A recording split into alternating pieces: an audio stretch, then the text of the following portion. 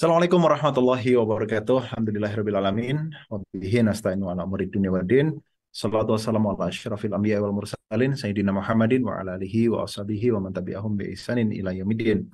Asyhadu an la ilaha illallah wahdahu la syarikalah wa asyhadu anna Muhammadan abduhu wa rasuluhu la nabiyya wa la rasula ba'dah. Amma ba'du. Pemirsa UI Official Channel yang dirahmati Allah, Alhamdulillah di kesempatan malam hari ini di hari Ahad 5 November 2023 kita dapat kembali berjumpa dalam program UIY Fokus, di mana kita akan mengupas tema-tema yang update yang sedang panas pekan ini dan juga sangat berkaitan dengan kehidupan kita, posisi kita, dan tentu saja dengan umat muslim di segala penjuru dunia. Salawat serta salam senantiasa tercurah limpahkan kepada junjungan kita Nabi besar Muhammad Sallallahu Alaihi Wasallam, keluarga beliau, para sahabat dan umat yang setia hingga akhir zaman. Dan insya Allah kita semua akan mendapatkan syafaatnya kelak. Pemirsa UI Official Channel yang dirahmati Allah, Alhamdulillah malam hari ini kita dapat kembali berjumpa dan ada hal-hal yang tentu saja berkenaan dengan kehidupan kita saat ini yang sangat patut dan sangat layak untuk kita kupas malam hari ini. Tema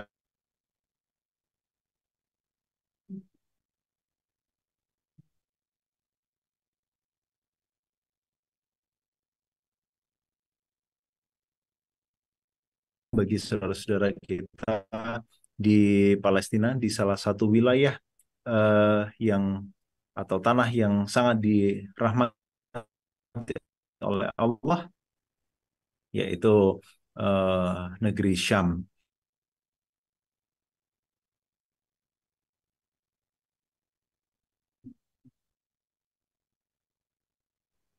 Ya, pemirsa, sebagaimana kita ketahui bahwasanya 1948 menjadi era atau awal sebuah era kegelapan bagi saudara-saudara kita, bagi kita sebagai umat muslim secara umum tentu saja, di mana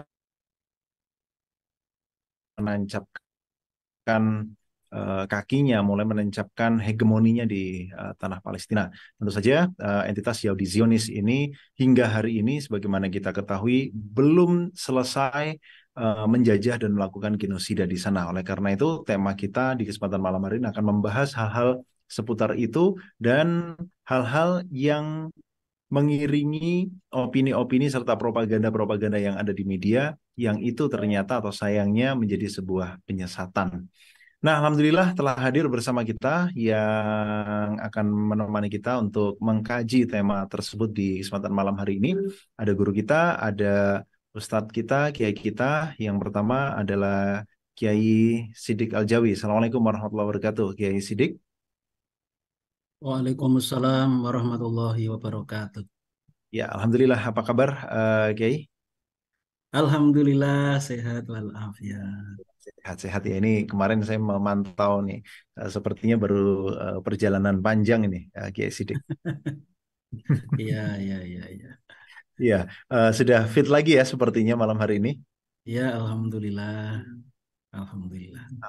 Nah, baik, Kia nanti kita akan mengupas nih kesesatan-kesesatan yang kemudian akhirnya menjadi hoax di tengah eh, umat Muslim saat ini, Kiai. Nah, kalau Kiai sendiri melihat apa perbedaan, kan ini hampir setiap tahun kita atau mungkin setiap tahun kita menyaksikan genosida atau pembantaian dilakukan oleh entitas Yahudi Zionis di Palestina ini. Kemudian tahun ini vibes-nya atau auranya ini benar-benar nampak berbeda begitu dibandingkan tahun-tahun sebelumnya. Artinya dari respon kaum muslimin juga. Sebagaimana kita tahu boykot produk yang mendukung entitas Yahudi Zionis ini sendiri juga sudah lama digaungkan begitu. Tapi apa Kiai yang menurut Kiai sendiri fenomena yang membuat tahun ini menjadi begitu berbeda dari kaum muslimin? Sedikit saja sebelumnya nanti kita mulai ke perbincangan. Ya, menurut saya yang agak unik itu Hmm? yang menginisiasi eh, peperangan ini adalah dari pihak Hamas dengan cara yang unik ya, dengan para layang mereka memasuki apa yang disebut wilayah Israel.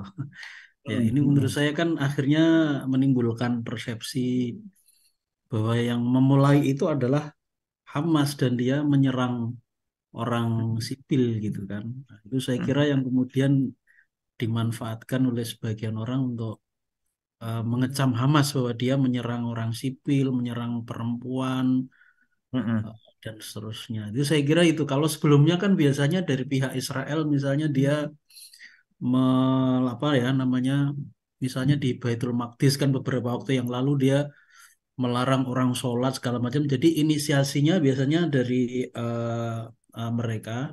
Tapi ini kok dari Hamas. Dan ini yang menurut saya satu hal yang uniknya itu di situ.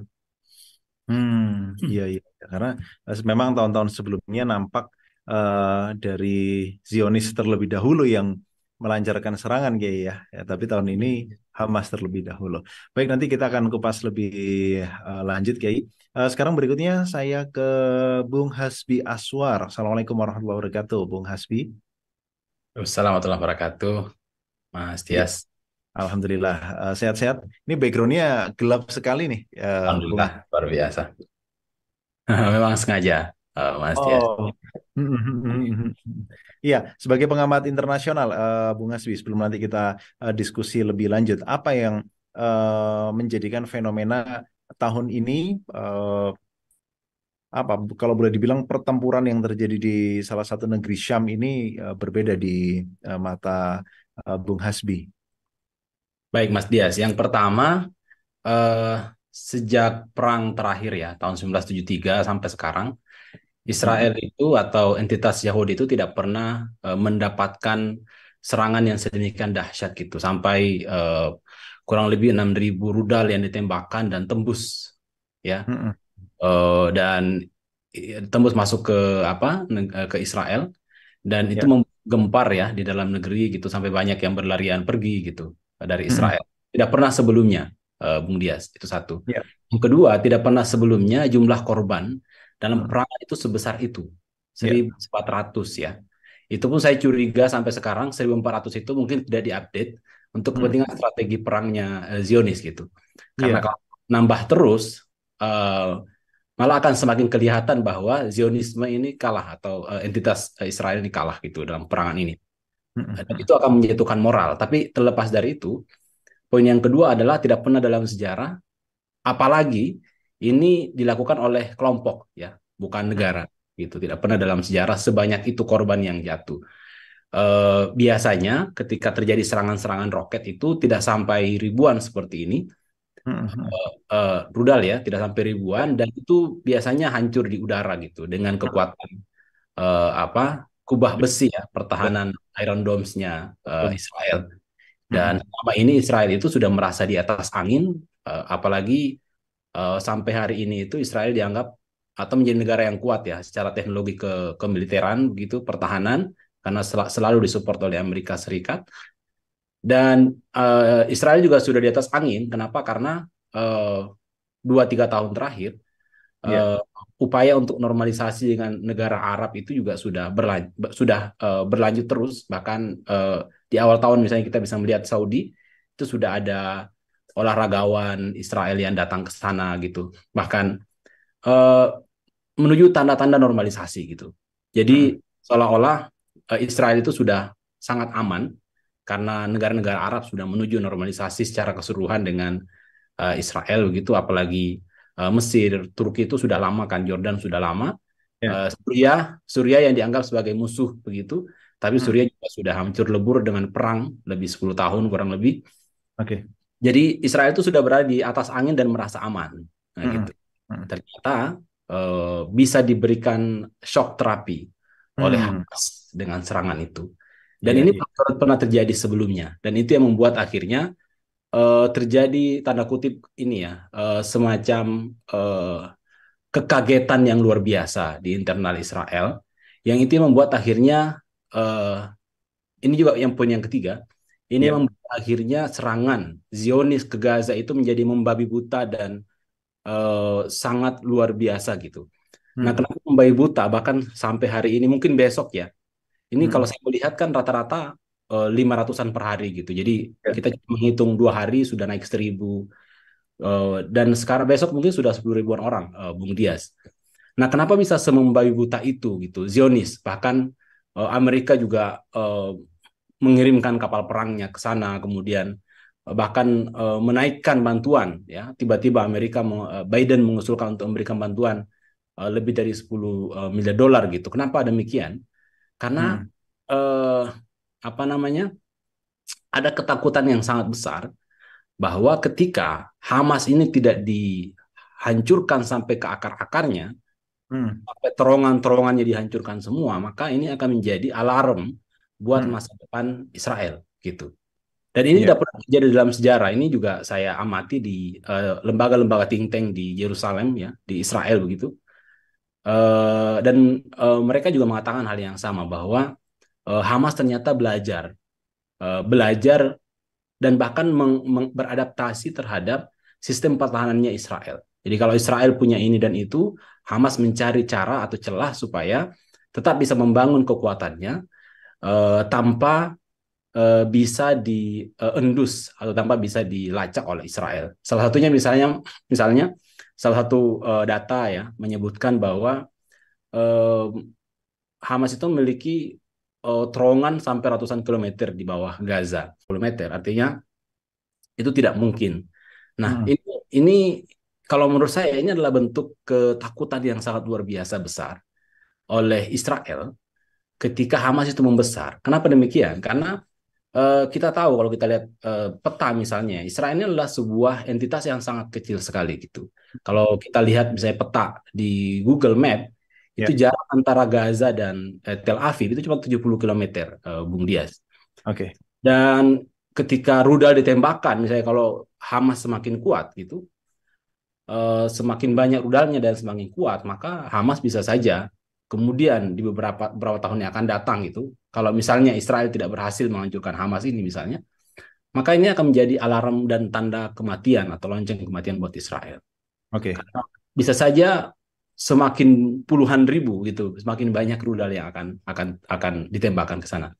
Jadi Oke. yang buat berbeda saya kira itu ya, saya ringkas kembali. Yang pertama adalah eh, apa namanya Israel tidak pernah dikejutkan sebesar ini gitu. Ada infiltrasi dari pasukan Mujahidin satu, kemudian ada serangan rudal yang Ya. berhasil mematahkan mitos Iron Dome itu. Yang ketiga adalah korban yang ditangkap juga ratusan, kemudian bahkan lebih dari 1.000 yang tewas di pihak Zionis. Kemudian dan saya kira itu ya beberapa poin utama yang membuat perang ini Oke. berbeda Ya. Ya. dan mungkin akan lebih lama, Bung Dias, karena nampaknya ada operasi operasi pembersihan sampai ke sel-sel Hamas gitu. Nah, Oke. Baik. cuman Baik. Hamas ini bukanlah sebuah tentara. Maksud saya adalah ini bukan peperangan antara negara lawan negara ya. Ini peperangan antara Baik. militer tentara melawan Milisi. pejuang atau Mm-mm. gerilya, kelompok gerilya, dan Mm-mm. biasanya kelompok gerilya itu strateginya adalah tidak selalu berhadapan face to face. Oke, kita tahan dulu Bung Hasbi untuk pembahasan seputar Hamas. Nanti kita akan kupas lebih jauh lagi. Ini akan ada tayangan dulu yang akan kita kupas sebelum kita masuk. Kemudian yang ketiga ada Ustadz Ismail Lisanto. Assalamualaikum warahmatullahi wabarakatuh. Ustadz Ismail. Waalaikumsalam warahmatullahi wabarakatuh. Alhamdulillah. Sehat-sehat Ustadz? Ya, alhamdulillah. Alhamdulillah. Ustadz, sebelum kita mulai diskusi dan Alhamdulillah. masuk ke tayangan sedikit saja. Tahun ini Ya. entitas Yahudi Zionis melakukan playing victim. Mereka berakting, kalau saya boleh katakan begitu ya, bahwa mereka adalah korban diserang duluan, baru mereka memberikan atau melancarkan serangan balasan. Sedikit sebelum kita masuk ke dalam penyesatan opini tentang Palestina lebih lanjut, Ustadz. Tanggapan Ustadz Ya. Ismail.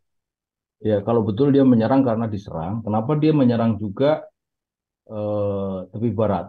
Tepi Hmm. barat Sungai Yordan itu tidak ada Hamas. Hmm, hmm, hmm. Hamas itu ada di Gaza. Kalau logikanya itu dia diserang karena membalas serangan Hamas, mestinya dia hanya menyerang Gaza saja. Tapi ternyata Hmm. dia serang juga wilayah tepi barat dan di sana ratusan juga orang meninggal. Hmm, Dan hmm, sebenarnya kekejian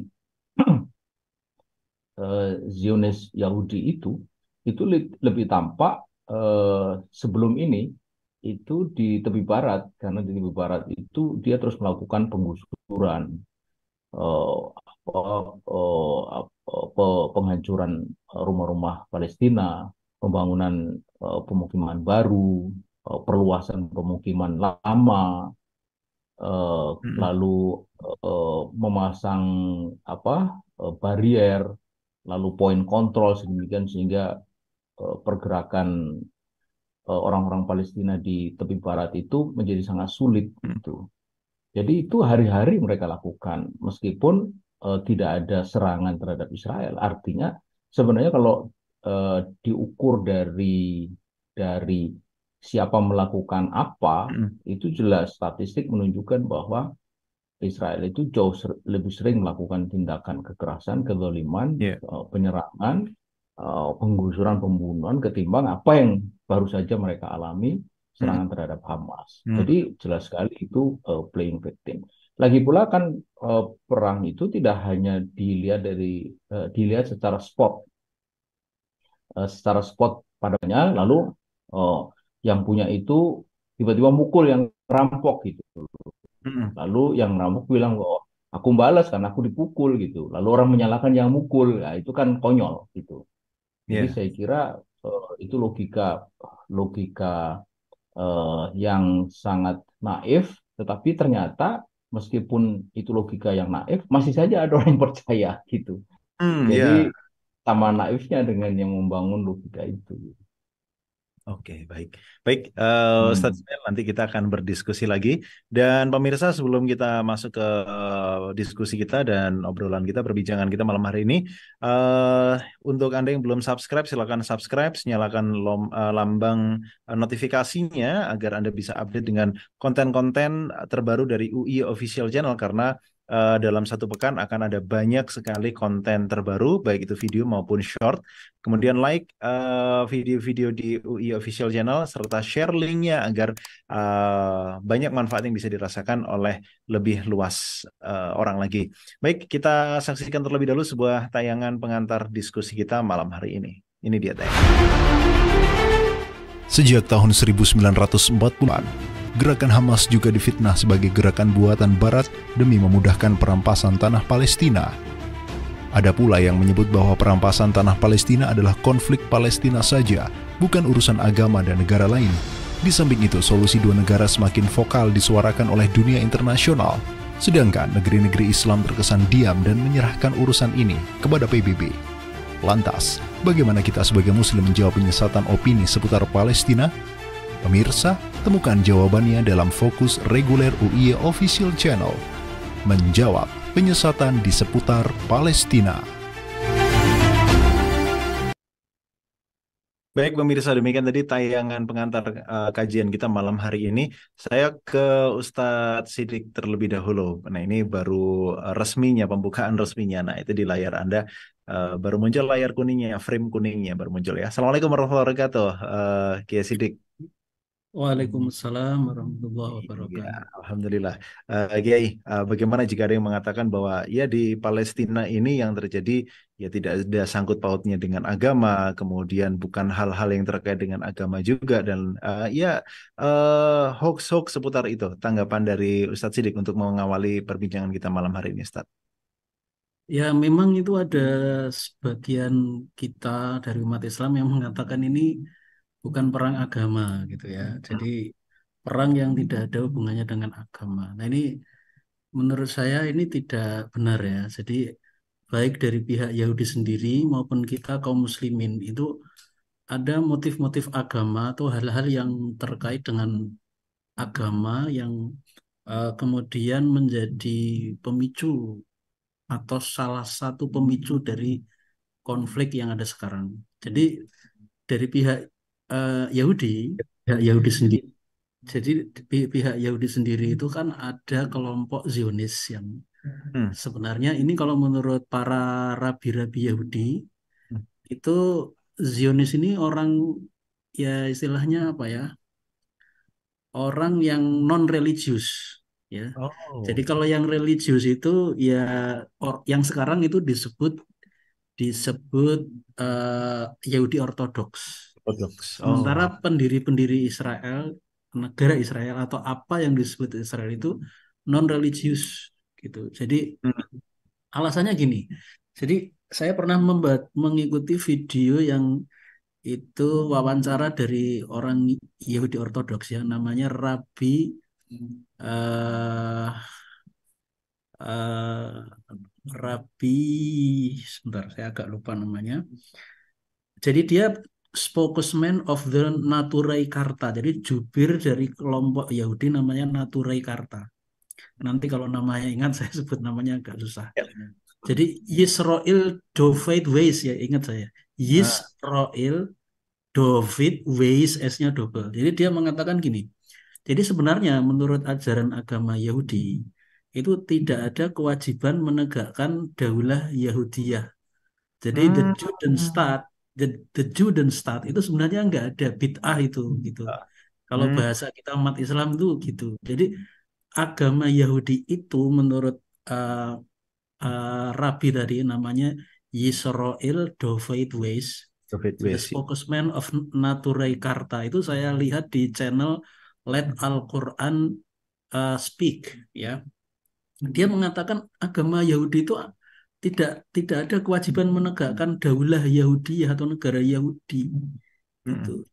Jadi yang diwajibkan itu hanya orang Yahudi itu menjadi warga negara yang baik dimanapun dia berada, tapi tidak ada kewajiban mendirikan negara Yahudi atau ada pergerakan massal orang-orang Yahudi yang terdiaspora kemudian untuk kembali ke Palestina mendirikan negara itu nggak ada gitu. Nah, jadi itu dari orang Yahudi sendiri itu demikian. Nah, jadi ini kan ada hubungannya kan dengan agama. Nah, sementara kalau kita membaca argumen-argumen yang ada di kalangan Zionis, itu mereka juga menggunakan dalil-dalil agama untuk melegitimasi apa yang mereka sebut the Judenstaat atau the Jewish State itu gitu. Negara itu mereka juga menggunakan dalil agama. Sebagai contoh ya, mereka kalau kita searching di internet, apa sih argumen orang-orang yang mengklaim adanya tanah yang terjanjikan atau the promised land, tanah yang terjanjikan. Mereka mengutip dari perjanjian lama, itu tadi saya mencoba mempelajari sedikit, itu mereka mendasarkan pada dua ayat ya, yaitu pada kitab Genesis atau Kejadian, pasal 15 ayat 18, kemudian ada pasal 17 ayat 7. Jadi pada dua ayat itu intinya ada perjanjian antara Tuhan dengan Nabi Ibrahim alaihissalam, bahwa Tuhan itu menjanjikan tanah Palestina kepada Nabi Ibrahim dan keturunan-keturunannya. Itu ada di the Old Testament, perjanjian lama, atau ya mungkin itu Taurat ya, atau sudah ada campuran-campuran atau distorsi, tapi itu ada di situ. Dia perjanjian lama pada apa namanya, kitab namanya Kejadian, atau bahasa Inggrisnya itu Genesis ya, pasal 15 ayat 18 dan pasal Genesis juga pasal 17 ayat 7. Nah, ini kan artinya orang-orang yang mendirikan negara Zionis itu, walaupun oleh kelompok Yahudi Ortodoks itu ditentang ya, itu kan ada hubungannya dengan agama gitu loh. Apalagi dari pihak kita umat Islam itu kan Palestina itu, bagaimana sih kita itu melihat Palestina itu adalah milik umat Islam. Kapan itu menjadi milik umat Islam? Yaitu ketika Umar bin Khattab itu pada tahun 15 Hijriah atau tahun 637 Masehi itu menaklukkan tanah Syam. Dan setelah ada penaklukan itu apa namanya, khusus kunci dari pintu gerbang kota Yerusalem itu diserahkan oleh patriark atau pimpinan agama Kristen waktu itu, Sophronius, itu kuncinya diserahkan kepada Umar bin Khattab. Dan terwujudlah namanya Al-Ihdad Al-Umariyah, itu perjanjian Umar gitu. Jadi ini sangat terkait dengan apa namanya, agama kita. Apalagi kita belum bicara bahwa di situ di Palestina itu, khususnya di Yerusalem, ada apa namanya, Masjidil Aqsa yang merupakan tempat Nabi itu melakukan Isra kemudian Mi'raj Jadi ini ada hubungannya dengan agama. Terus pertanyaannya adalah bagaimana mungkin kemudian orang mengatakan ini bukan perang agama lah, wong orang-orang Yahudi itu juga menggunakan dalil-dalil agama. Kita Mm-mm. umat Islam juga menggunakan dalil-dalil agama. Lah kok kemudian orang mengatakan ini bukan perang agama atau tidak ada motif agama. Itu Iya. betul-betul penyesatan yang luar biasa itu. Mm-mm, mm-mm. Iya, iya, Kiai. Tapi eh, seringkali saya tadi mengutip pendapat Kiai juga bahwa tidak dalam agama Yahudi sendiri tidak ada seharusnya Darjuden Stat itu. Tapi salah satu cita-cita dari entitas Yahudi Zionis ini adalah membangun kembali, memugar kembali, mengadakan lagi yang namanya Kuil Solomon atau Solomon Temple. Nah, ini gimana, Kiai? Ya itu memang salah satu argumen mereka secara Mm, norma agama ya, di samping tadi contoh ayat-ayat yang mereka kutip ya. mm-mm. Eh, Kalau dari bantahan ulama ya terhadap klaim-klaim eh, baik klaim historis maupun klaim agama mereka, kalaupun memang benar mereka itu pernah dijanjikan oleh Allah ya, apa namanya, tanah kembali atau tanah yang terjanjikan itu bukan mutlak tapi bersyarat, yaitu selama mereka itu taat kepada Allah. Nah, persoalannya orang-orang Yahudi itu orang yang banyak berbuat kerusakan di muka bumi. Ya, Mereka membunuh para nabi. Mereka ya. itu terlibat riba. Padahal itu dilarang oleh Allah. Di perjanjian lama juga ada larangan mereka untuk riba. Nah, mereka itu karena berbuat kerusakan di muka bumi, maka janji-janji itu otomatis batal demi hukum itu.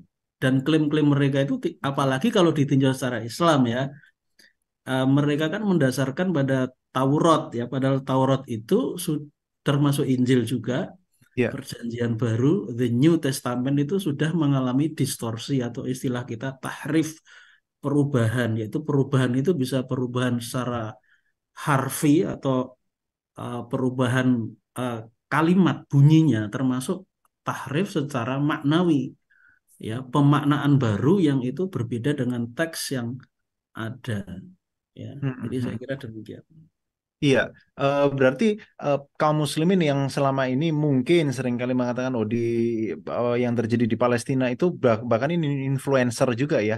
Banyak sekali kemudian mengatakan bahwa di Palestina itu bukan terjadi perang agama tapi ini soal kemanusiaan gitu. Nah, untuk menjawab yang semacam ini bagaimana nih, Nah, Kiai Sidri? nah gini, persoalan kita melihat itu sebagai persoalan kemanusiaan atau tidak, itu perspektif kita itu gini. Mm-mm. Bagi kita memandang persoalan Palestina itu jelas frame atau perspektifnya itu adalah agama gitu. Kalaupun ada unsur kemanusiaan itu perspektif sekunder kalau menurut saya. Kalau yang primer itu agama, itu yang bukan kemanusiaan. Karena tadi saya sebut ini di Palestina itu ada tempat suci umat Mm. Islam. Ya, ya. Itu jelas terkait dengan agama gitu. Subhanalladzi asra bi 'abdihi lailan minal masjidil harami ilal masjidil aqsal ladzi barokna haulahu. Jadi ini surat Al-Isra ayat 1 itu memiliki pengertian ya, Maha Suci Allah yang telah memperjalankan di malam hari hambanya dari Masjidil Haram hingga Masjidil Aqsa yang kami berkahi negeri-negeri atau tanah yang di sekelilingnya. Yang di sekelilingnya itu yang Syam secara keseluruhan, tidak hanya Palestina atau Yerusalem, tapi meliputi apa namanya, Suriah, Lebanon, Yordania, ya. Jadi semuanya itu tuh tanah yang disebut oleh Allah di dalam Quran gitu. Bagaimana mungkin ini kemudian tidak ada hubungannya dengan apa namanya, agama gitu loh, ya. Saya kira Mm-mm. demikian. Iya, Masya Allah. Ini jadi pemirsa ya, bagi kita kaum muslimin ini berarti Kiai ya, bagi kita kaum muslimin, konflik atau, mohon maaf, apa bahasa yang tepat ini Kiai? Jadi Konflik, sebenarnya peperangan, ini atau apa? disebut perang sebenarnya ya boleh juga, walaupun Hmm. mungkin tidak seimbang itu persoalan lain ya, bahwa yang namanya perang ada pembunuhan, penghancuran, itu tuh adalah ciri-ciri perang. Itu Hmm. bisa disebut perang ya. Dan karena perang ini memang tidak seimbang, yang kuat itu ingin melakukan genosida ataupun ya pembunuhan kepada yang lemah yang tidak bersenjata, Ya. yang mungkin bisa disebut juga cleansing etnis atau genocide ya, genosida. Tapi menurut saya perang juga bisa, karena memang ini dalam sejarah itu antara umat Islam ya di Palestina dengan Israel kan ada digunakan terminologi perang, misalnya perang Arab tahun 1967 dan seterusnya. Jadi saya kira itu, dan menurut saya yang paling penting itu terlepas dari perdebatan ini perang Hmm. agama atau bukan agama. Ya. Oh sebentar, tadi saya mau menjelaskan apa namanya aspek kemanusiaan tadi belum selesai. Oh iya, belum Ustaz, belum. Jadi gini, kalau kita sebagai umat Islam melihat persoalan Palestina itu tentu dengan kacamata Islam kan, dan ketika kita melihat kacamata Islam itu ya solidaritas kita kepada solidaritas pembelaan kita kepada saudara-saudara kita di Palestina itu frame-nya itu adalah Islam. Itu apa yang Hmm. disebut, yaitu apa yang disebut dengan ukhuwah Islamiyah. Di dalam hadis riwayat Imam Muslim, Nabi mengatakan mathalul mu'minina fi tawadihim wa tarahumihim wa ta'atufihim mathalul jasadi idza Hmm. ishtaka minhu udwun tada'a lahu sairul jasadi bisahari wal humma. Jadi perumpamaan orang-orang yang beriman dalam hal saling eh, mencintai, menyayangi, kemudian bau membau itu seperti satu tubuh gitu. Yang apabila ada satu anggota tubuh yang sakit, maka seluruh tubuh itu akan ikut merasakan juga dengan tidak Hmm. bisa tidur dan demam. Jadi ini hadis sahih riwayat Imam Muslim, yang ini artinya berlaku juga untuk kita. Jadi saudara kita di Palestina itu yang menjadi korban penjajahan, korban apa namanya pembantaian oleh oleh oleh apa itu yang disebut Israel, itu kita rasakan juga gitu. Sama dengan andai kata misalnya itu terjadi di negeri kita, misalnya kita di provinsi DKI Jakarta, di Jawa Barat misalnya ada pembantaian gitu. Nah, itu Hmm. kan apa yang terjadi di Jawa Barat, orang-orang Islam dibunuh itu dirasakan juga oleh kita di Ya. provinsi DKI gitu. Nah, sekarang itu kan seakan-akan kita tidak memiliki solidaritas yang utuh karena beda negara. Hmm. Bayangkan itu terjadi antara kita di provinsi DKI, kemudian terjadinya pembantaian itu di provinsi lain. Itu Hmm. tentu akan beda kan, perasaan kita akan beda, solidaritas kita akan beda.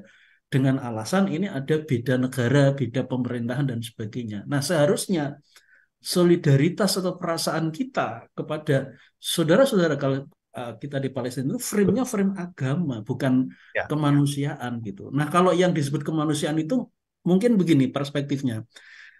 Ini bisa bisa menjadi perspektif non-Muslim bagaimana dia memandang persoalan Palestina. Karena sebagai non-Muslim kan tidak ada ikatan akidah, tidak ada kesamaan iman dengan kaum muslimin Palestina kan. Tapi sebagai sesama manusia, dia bisa merasakan penderitaan itu.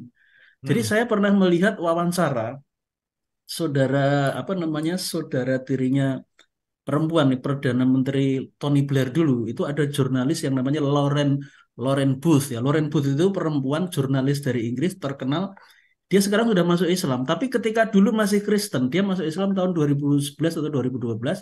Ketika dia masih Kristen, dia itu ada solidaritas untuk membela Palestina. Padahal dia Hmm. Kristen loh, orang orang Ya. Inggris kan Kristen toh.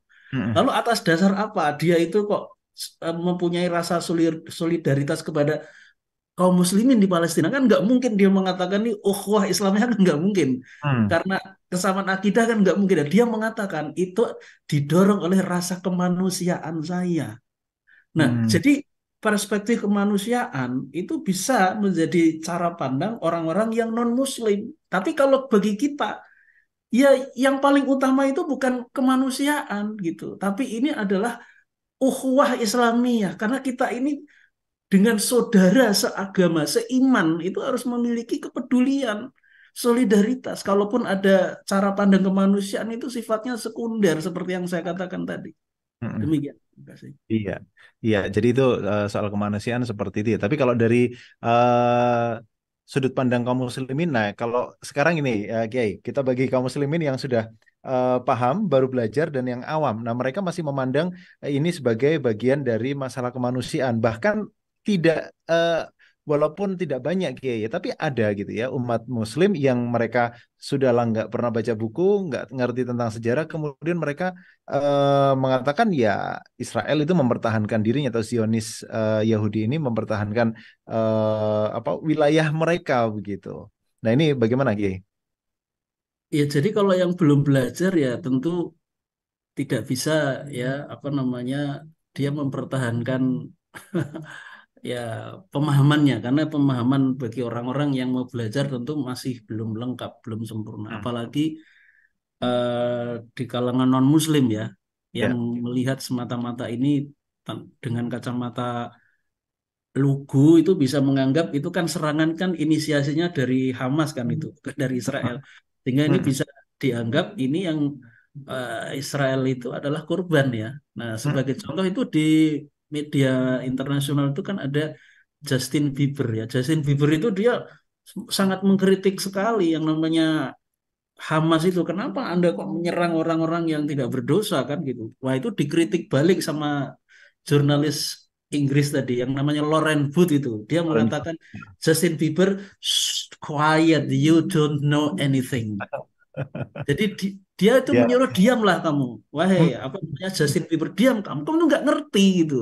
Ya, ya. Karena kalau orang itu hanya melihat apa namanya peristiwa penyerangan kemarin hari Sabtu tanggal 7 Oktober tanpa mempelajari sejarah yang panjang, ini yang mereka kalau hanya melihat peristiwa 7 Oktober itu Israel bisa memainkan apa yang disebut dengan playing victim gitu.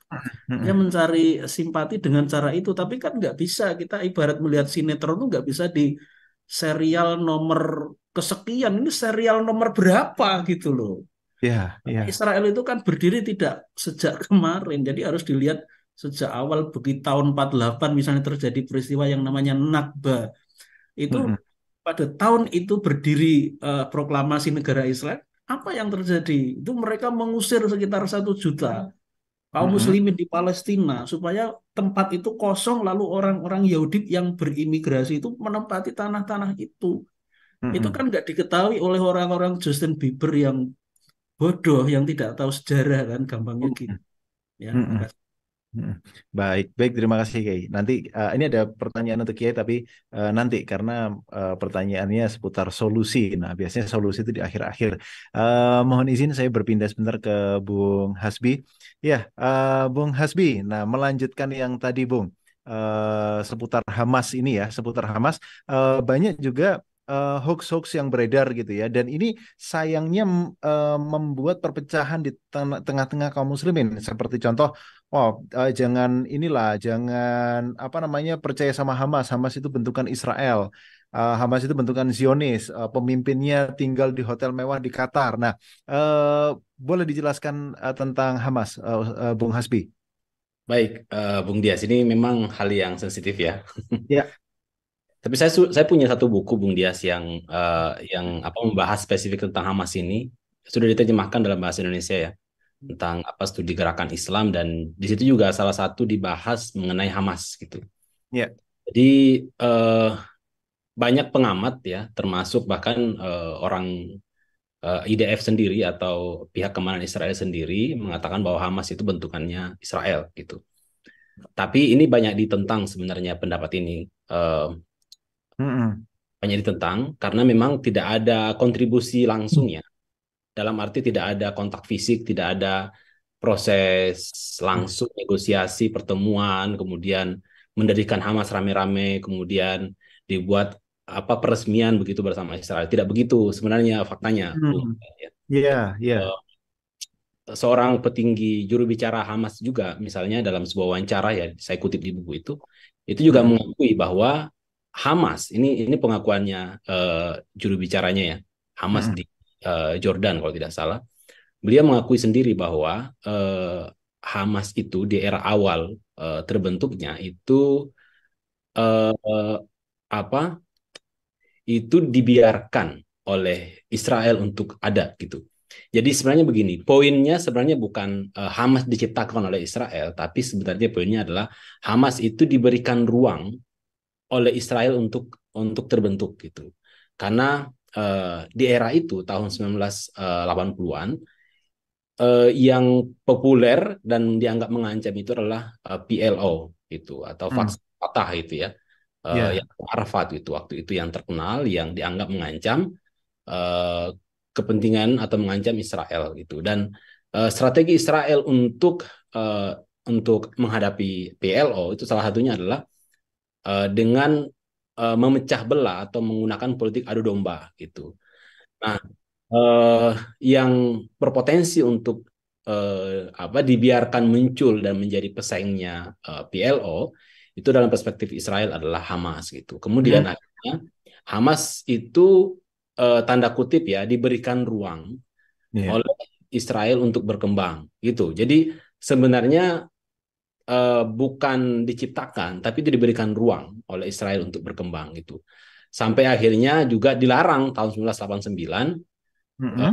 2 tahun setelah Hamas terbentuk, kemudian dilarang dan pihak Israel sendiri itu apa dalam sebuah referensi misalnya menyebutkan pihak Israel sendiri itu menyesali hal itu. Kenapa? Karena awalnya niat Israel itu membiarkan Hamas itu berdiri untuk menjadi penyeimbang terhadap PLO, tapi Ya. ternyata malah balik melawan Israel. Bahkan Hamas ini kan kelompok Islam ya atau pejuang Islam yang bahkan lebih berbahaya daripada Israel dan itu akhirnya menjadi penyesalan terbesar Israel. Kenapa diberikan ruang gitu?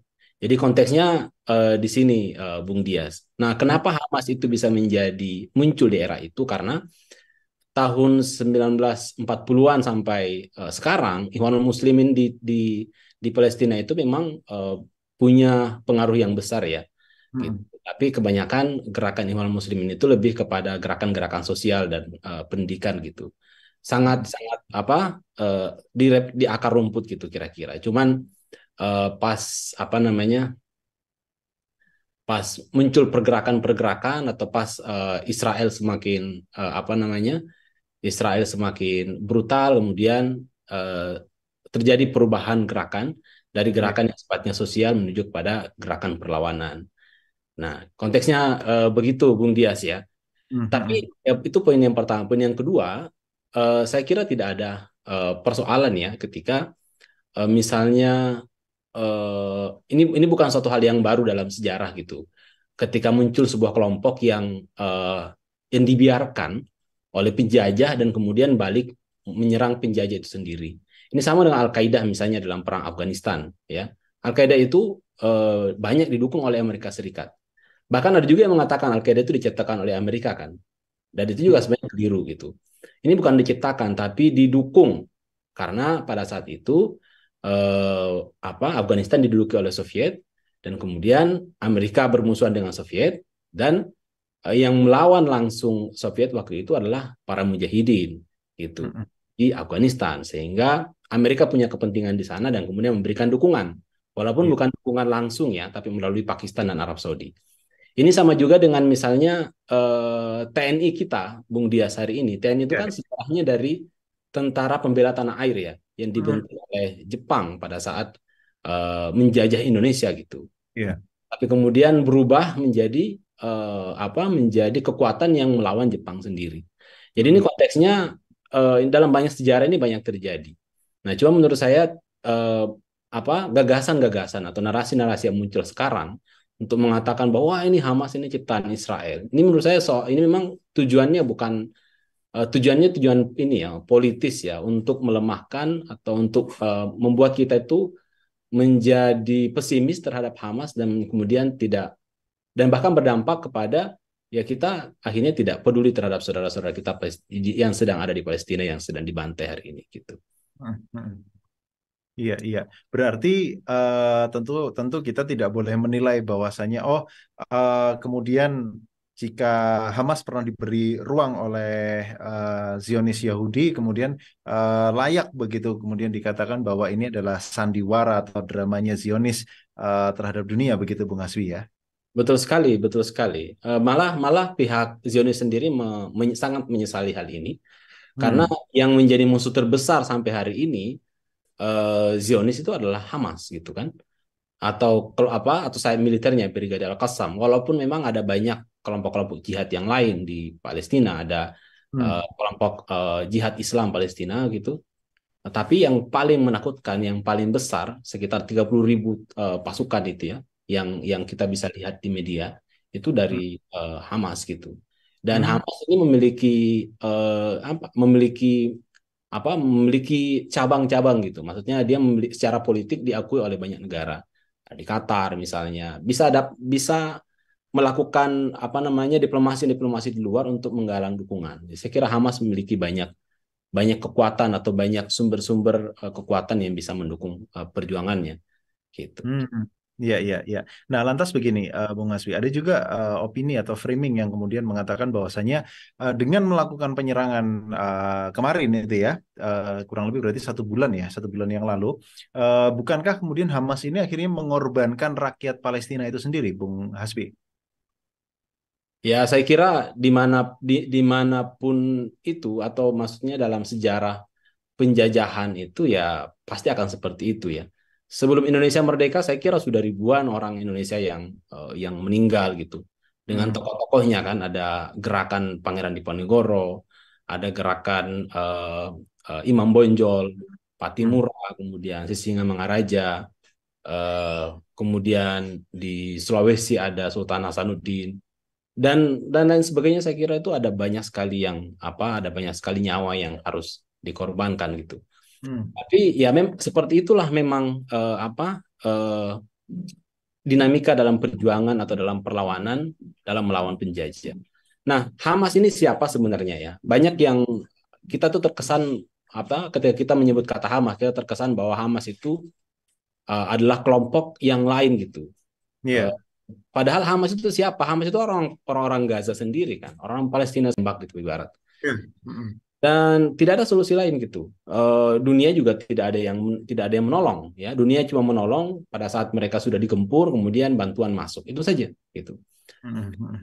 Sehingga dalam sebuah wawancara yang saya lihat ya di Al Jazeera itu, ada seorang anak muda yang ikut bergabung dalam pasukan Mujahidin melawan Israel. Dia ditanya, kenapa kamu melakukan itu? Ya dia bilang, ya kalau saya tidak melakukan ini maka saya juga tetap akan mati gitu. Karena kita cuma menunggu waktu untuk ditembak atau untuk diserang oleh Israel, dan ya daripada kita cuma duduk diam di rumah kemudian mati, ya lebih baik kita melakukan perlawanan atau kita melakukan serangan.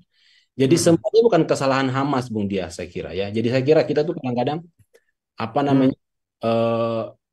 sangat tidak fair gitu. Ini adalah kesalahan dunia, bukan kesalahannya Hamas. Hamas itu membela diri terhadap penjajahan Hamas itu adalah suara atau rintihan gitu ya, hati dari masyarakat Gaza, masyarakat Palestina yang terjajah, yang dimana masyarakat dunia tidak memiliki kemampuan apa-apa untuk menolong mereka gitu. Saya yakin Hamas tidak perlu ada, pejuang Mujahidin Palestina tidak perlu ada ketika dunia itu satu, tidak menyetujui berdirinya negara penjajah Israel. Yang kedua, menghentikan segala macam penjajahan atau genosida Israel gitu. Ini bukan kesalahannya Hamas, ya kan? Saya juga membaca satu media Islam ya di Indonesia gitu. Islam.or.id kalau tidak salah, Bung Dias ya. Di situ juga menyebutkan nyalahin Hamas gitu. Ini gara-gara Hamas banyak Muslim yang mati. Gara-gara Hamas banyak korban dan seterusnya. Ini Hamas ini seperti itu. Nah, yang menurut saya aneh, kenapa yang disalahin Hamasnya saja? Gitu. Ya, betul. Yang seharusnya tidak layak disalahkan. Mereka membela diri terhadap serangan-serangan yang mereka rasakan. Seharusnya yang disalahkan itu, seharusnya ketika ada ulama yang berfatwa, fatwanya itu bukan nyalahin Hamas, nyalahin pemimpin-pemimpin umat Islam gitu. Fatwanya itu adalah mengecam pemimpin-pemimpin umat Islam, karena kenapa diam saja melihat saudara-saudara Muslim itu dihakimi gitu. Nah, apa yang Hamas lakukan itu adalah sebatas kemampuan mereka, dan saya kira juga Hamas tidak dengan kekuatan yang Hamas punya, saya kira tidak akan mungkin ya melakukan penghancuran terhadap Israel gitu. Ini cuman saya kira apa yang Hamas lakukan sekarang itu adalah untuk mengirimkan pesan ke dunia bahwa apakah kalian, apakah dunia itu hanya apakah dunia itu melihat kita atau apakah dunia baru melihat kita pada saat kita baru menyerang gitu kan? Ini kan sangat tragis sekali gitu. Kita baru menengok Palestina ketika Palestina itu melakukan serangan kemudian dibombardir sama Israel, kemudian kita baru nengok gitu. Itu pun kita nengoknya cuma ngirim bantuan makanan. Ini menurut saya hal yang apa ya? Ini kesalahan dunia menurut saya, kesalahan kita semua, bukan kesalahannya Hamas. Malah yang harusnya disalahkan itu adalah dunia gitu. Kita semua umat Islam, pemimpin umat Islam, PBB dan seluruh dunia yang tidak mampu mencegah Israel. Gitu. Oke, iya, iya baik, baik Bung Hasbi, kita tahan sejenak. Saya akan ke Ustadz Ismail. Iya, Ustadz Ismail. Ya, Iya, Ustadz, seringkali ketika kita berdiskusi seputar Palestina ini, Ustadz senantiasa menyinggung sebuah spanduk yang dibawa oleh seorang anak kecil, yang dipegang oleh anak kecil, "The Germans kill our families, don't kill our hopes too," begitu ya. Dan di saat ia dewasa, Golda Meir melakukan penyerangan yang luar biasa ke Masjidil Aqsa sehingga dia takut karena besoknya jangan-jangan akan dikerubungi oleh orang-orang Arab, tapi ternyata besoknya tidak terjadi apa-apa. Ya, Ustadz Ismail, bukankah ini seperti seakan-akan warga Palestina dulu itu memberikan rumahnya, membuka rumahnya untuk pengungsi, kemudian setelah itu mereka terusir dari rumahnya sendiri, tapi kenapa hari ini justru seruan-seruan udahlah pindah aja dari Palestina, pindah ke negara-negara yang mau menerima kalian begitu, karena Israel ini atau Yahudi Zionis ini sudah terlalu kuat untuk kalian. Nah, pendapat Ustadz Ismail. ya. Pikiran itu atau usulan itu ternyata sampai juga ke telinga saudara-saudara kita di Palestina, di jalur Gaza, di Barat Sungai Yordan. Kenapa kok tetap bertahan di sini? Kenapa tidak hijrah saja? Mereka katakan kami sudah ada di sini. Ini adalah wilayah yang diberkahi oleh Allah Subhanahu wa taala. Jadi sedikit mengutip surat Al-Isra ayat pertama, ya. Subhanalladzi asra bi 'abdihi lailan minal masjidil haram minal masjidil aqsa alladzi barakna haulahu. Itu. Sejauh pengetahuan saya, tidak ada satu wilayah yang dimention secara khusus ya dengan lafaz keberkahan begitu, itu kecuali Palestina dan sekitarnya. Itu menunjukkan bahwa bumi itu bumi yang istimewa. Mereka katakan kami sudah ada di sini. Kami sudah ada di sini di saat wilayah ini diokupasi, dijajah, dijarah oleh Zionis Yahudi. Itu. Jika kami pergi, maka mereka akan makin menjajah, mereka makin menjarah. Tidak, kami tidak akan pergi. Kami merasa kami dilahirkan di sini itu untuk menjaga wilayah yang luar biasa ini. Ketika sekali kita menyebut Palestina, kita pasti akan teringat kepada Baitul Maqdis. Ketika kita teringat pada Baitul Maqdis, kita teringat pada Masjidil Aqsa, kita teringat kepada peristiwa Isra Mi'raj, kita teringat kepada baginda Rasulullah SAW. Itu rangkaian yang tidak bisa dihilangkan dari benak kaum muslimin yang paham terhadap agamanya. Gitu. Karena itu bagi mereka tidak ada alasan untuk pergi. Itu yang pertama. Gitu. Kemudian yang kedua, bagaimana kalau Anda mati? Loh, kami ini sudah ada di bumi jihad. Ada banyak umat Islam di luaran sana itu yang merindukan untuk bisa serta di dalam jihad atau berada di bumi jihad. Dan kami sudah ada di sini. Kalau kami sudah ada di sini, kenapa kami pergi? Kematian dalam jihad itu kematian yang paling tinggi derajatnya. Sebagaimana kita tahu Nabi mengatakan asroful mauti mautu syuhada. Karena itu kata mereka, tidak ada alasan bagi kami untuk pergi. Pertama, karena kami merasa kami harus menjaga bumi yang diberkahi ini. Yang kedua, kami sudah ada di medan jihad. Itu dua hal nikmat luar biasa. Yang pertama nikmat dunia, yang kedua mudah-mudahan kami eh, betul-betul syahid itu akan mendapatkan kenikmatan akhirat yang digambarkan oleh Nabi. Orang yang mati syahid itu tidak merasa sakit kecuali seperti digigit serangga. Dan orang yang saking nikmatnya syahid itu orang yang sudah mati syahid itu ingin hidup lagi, lalu jihad lagi, mati, hidup lagi, jihad, mati lagi. Begitu seterusnya sampai disebut dalam hadis itu sampai 10 kali. Saking nikmatnya syahid. Allah, iya iya. Nah, mereka sudah ada di situ. Kenapa kami pergi? Kenapa kami disuruh hijrah gitu? Kalau kami hijrah itu berarti meninggalkan bumi yang diberkahi dan meninggalkan tempat di mana kami akan mendapatkan dua kebaikan itu. Yang pertama kami menjaga bumi yang diberkahi, kemudian yang kedua kami berada di medan jihad atau di bumi di arena jihad. Dan saya kira semuanya tahu bahwa ketika kita berjihad itu kita tidak pernah mendapatkan keburukan kecuali mendapatkan satu dari dua kebaikan, ihdal husnayain. Yang pertama kemenangan, yang kedua kesyahidan. Kalau nggak menang mati syahid, mati syahid. Dua-duanya bagus, dua-duanya kebaikan itu. Karena itulah maka itu menunjukkan bahwa dia tidak memahami yang pertama arti dari bumi Palestina yang sangat strategis itu. Sekarang masih ada penjaganya aja mereka kayak begitu.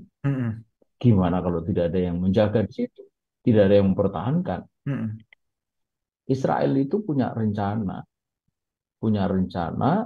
menghancurkan Masjidil Aqsa. Tapi mereka tidak berani menghancurkannya secara langsung. Maka kemudian mereka berdalih melakukan ekskavasi untuk menemukan kembali kuil Sulaiman yang menurut keyakinan mereka posisinya itu ada di bawah Masjidil Aqsa. Betul. Ini terus berlangsung sampai ini hari. Dan mereka tahu jika ini diteruskan, maka cepat atau lambat Masjidil Aqsa itu nanti akan roboh. Ketika roboh, maka mereka akan mengatakan, kami tidak bermaksud merobohkan, kami sedang mencari kuil Sulaiman. Jadi ini roboh karena konsekuensi dari pencarian, penggalian itu, dan itu hak kami untuk menggali itu. Nah, kalau bahasa Jawanya, yus sepurone ya, nah, gitu. Enak banget. Nah iya kan gitu, sepurone ya mas ya gitu. Mungkin akan mengatakan begitu gitu. Nah, jadi sekali lagi ini ada 2,1 juta penduduk Gaza saja kayak begitu. Ada berapa itu di tepi barat itu? Sekian juta saja kayak begitu. Apatah lagi kalau umat Islam itu mengikuti anjuran yang konyol tadi itu benar-benar pergi ya sudah. Itu ibarat kata itu gratisan gitu loh. Nah, gitu. Saya kira itu seruan yang benar. Iya, iya.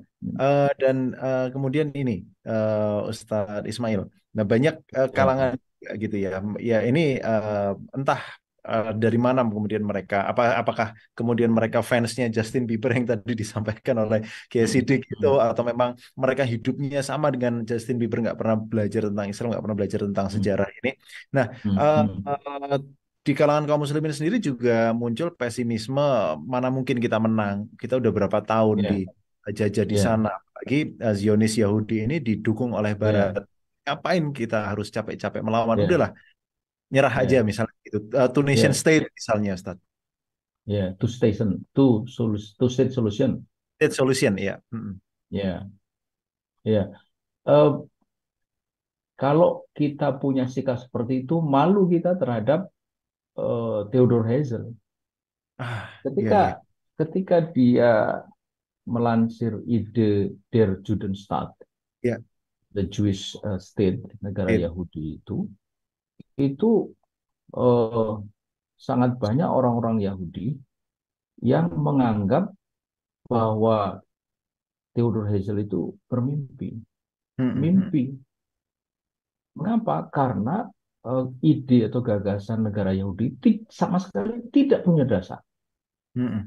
tidak punya dasar historis, pun tidak punya dasar teologis, apalagi dasar teologis. Tidak Mm-mm. punya dasar historis artinya tidak ada preferensi di masa lalu bahwa orang Yahudi itu punya negara sendiri. Itu tidak ada. Mm-mm. Pun begitu, tidak ada preferensi dalam ayat suci, dalam Iya. perjanjian lama, Taurat, yang mengatakan bahwa orang Yahudi itu harus mendirikan negara. Itu tidak ada. Karena Mm-mm. itulah ide Theodor Herzl ini ditolak keras oleh Mm-mm. orang-orang Yahudi, utamanya mereka yang tinggal di Eropa Barat, yang banyak dari mereka itu sudah hidup mapan. Gitu. Mm-mm. Lalu mereka mengatakan mimpi, mimpi kamu. Apa respon dari Theodor Herzl? Theodor Mm-mm. Herzl mengatakan, if you will not, a dream it is. Mm-mm. Itu.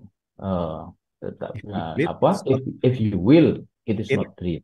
Nah, Ya, betul. if you will, it is not dream. Kalau engkau punya kemauan, ini bukan mimpi. Tapi Iya. if you will not, a dream it is. Tapi Hmm. kalau kau nggak punya kemauan, ya memang ini mimpi gitu. Mm-mm. Jadi apa yang dibilang oleh Theodor Herzl itu gagasan itu terwujud atau tidak, itu sebenarnya fungsi dari kita ini mau nggak mewujudkan. Dan eh, Theodor Herzl itu tidak banyak bekerja untuk berdirinya negara Yahudi itu. Tahun Mm. 1948 kan akhirnya terwujud. Iya. Mengapa? Karena dia sudah keburu meninggal pada 7 tahun setelah dia launch ide itu di Kongres Zionis Internasional di Basel Mm. tahun 1897. Mm. 1904 dia mati. Itu. Mm. Tapi pada saat deklarasi negara Israel tahun 1948, Mm. satu-satunya tokoh yang dimention dalam deklarasi itu adalah Theodor Herzl, dan dia ditahbiskan sebagai the father of the Jewish state, Mm. bapak Iya. negara Yahudi. Mengapa? Karena ini gitu, berkat idenya lah negara Yahudi itu akhirnya benar-benar terwujud. Jadi ide itu sangat penting, meskipun di awal itu tampak tidak mungkin terwujud atau jauh Utopis dari gitu ya. kemungkinan terwujud gitu. Kalau dalam Mm. bahasa orang sekarang itu utopis. Saya Mm. sering saya sering mengatakan bahwa kita harus membedakan antara utopis dengan sulit. Mm. Utopis itu sesuatu yang tidak mungkin diwujudkan. Sulit itu sesuatu yang mungkin diwujudkan tapi perlu kerja keras. Mm. Utopis itu seperti menegakkan benang basah. Iya. Jangan lagi basah, jangan lagi basah. Benang kering pun nggak bisa kita tegakkan kan. Mm. Mm. Iya. Menyatukan barat dan timur sekaligus itu utopis, nggak mungkin karena itu berdiri di arah yang berbeda. Kita mengatakan ini pagi sekaligus ini eh, mengusir Zionis Israel itu bukan utopis, itu Mm. bukan sulit, iya, tapi makin sulit atau makin tidak bisa diwujudkan jika kita tidak ada kemauan seperti yang Theodor Herzl bilang tadi itu. Mm. If you will not, a dream it is. Nah, jadi Primitis. itulah yang saya kira yang diyakini oleh Hamas Mm. Mm. bahwa yang penting kita terus melawan. Iya. Karena kalau kita melawan itu akan dicatat bahwa kita tidak pernah tunduk kepada penjajahan. Nah, ini berbeda dengan PLU itu pada tahun berapa saya lupa ya, tahun 1980-an lah. Itu dia akhirnya mencoret eh, mencoret di anggaran dasar anggaran rumah tangga itu eh, jihad itu sebagai jalan perjuangan. Itu dicoret oleh PLO itu. Dan hasilnya apa? Hasilnya kan ternyata eh, eh, sama saja kan. Artinya kalau itu dianggap sebagai kompensasi dari perdamaian dengan negara Zionis, ternyata kan yang didambakan negara Palestina kan tidak terwujud. Iya. Sekaligus menyinggung two-state solution gitu. Andai kita itu setuju kepada solusi dua negara, benarkah Israel itu sebuah negara? Nah, ini penting juga gitu. Betul, betul. Benar nggak ini sebuah negara ketika wilayahnya terpisah? Mm-mm. Wah, ya negara itu pada umumnya itu kan ya menjadi satu. Kalau terpisah oleh laut, Mm-mm. ya toh, yang laut Iya. itu kemudian menjadi bagian dari negara itu. Mm. Kalau ini kan terpisah oleh sebuah negara lain yang memusuhi. Nah, itu satu. Yang kedua, negara kok tidak boleh punya angkatan bersenjata. Mm. Nggak boleh loh dalam perjanjiannya itu. Kemudian nggak boleh punya angkatan senjata, nggak boleh pesawat, nggak boleh. Apalagi pesawat tempur. Yang dibolehkan itu cuma satu helikopter untuk perjalanan presiden atau perdana menteri dari satu tempat ke tempat lain. Apakah kayak begini ini disebut negara? Ini loh yang orang-orang yang mengatakan bahwa kita harus mendukung two-state solution itu. Ya. Mm. State di situ itu dalam makna subjektif eh, negara Zionis Yahudi dan para pendukungnya. Jadi Palestina itu negaranya kayak begini gitu. Bukan Iya. negara dalam pengertian kita. Mm-mm. Jadi benarlah bahwa Hamas itu tidak pernah menghentikan jihad. Bahwa ini hari begitu rupa, itu tetap akan memberikan inspirasi. Eh, andai para pejuang ya, mujahid yang menaklukkan Konstantinopel pada waktu itu berhenti Mm-mm. melakukan ikhtiar, ya, Iya. itu benteng Konstantinopel tidak akan pernah ditaklukkan. Mm-mm. Mm-mm. Karena mereka yakin ini bisa ditaklukkan, itulah ikhtiar terus berjalan. Meski itu memerlukan waktu berbilang abad lamanya. Tercatat kan 825 tahun. Coba, itu sebuah kurun waktu yang sangat panjang. Bukan 82 tahun, bukan 8 tahun apalagi. 825 tahun. Tapi Mm. berhasil. Iya. Itu. Nah, jadi penting saya kira eh, kita ini mau menjadi seorang muslim yang di dalam kita berjuang itu memang kadang-kadang itu kita bertumpu kepada kenyataan, tetapi juga kita tidak boleh ya dalam perjuangan itu tidak bertumpu pada keyakinan. Kalau semata pada kenyataan, nggak pernah ada cita-cita penaklukan Konstantinopel. Iya. Tapi oleh karena bertumpu kepada keyakinan bahwa Konstantinopel itu pasti akan ditaklukkan, maka ikhtiar itu eh, mengiringi keyakinan. Jadi mengikuti keyakinan. Mm-mm. Bukan ikhtiar itu yang membuat kita yakin, bukan. Tapi ikhtiar itu mengiringi keyakinan. Diyakin dulu baru ikhtiar gitu loh. Iya. Itu. Nah, itulah yang membuat akhirnya Muhammad Al-Fatih bisa menaklukkan. Karena dia yakin ini mestinya bisa ditaklukkan. Cuma bagaimana caranya? Dia berpikir terus. Iya. Berpikir terus. Gitu. Sampai kemudian ketemu cara menggeret 72 kapal dalam satu malam Mm. melintasi Bukit Galata. Saya Iya. sering mengatakan, inilah bukan sekedar think out of the box, gitu. Bahkan Mm. ini think without box. Mm-mm. Nah, Iya. itu. Nah, kembali ke tadi itu, jadi eh, jika tidak ada perlawanan, maka semakin jauh kemungkinan penjajah itu bisa dienyahkan dari Palestina.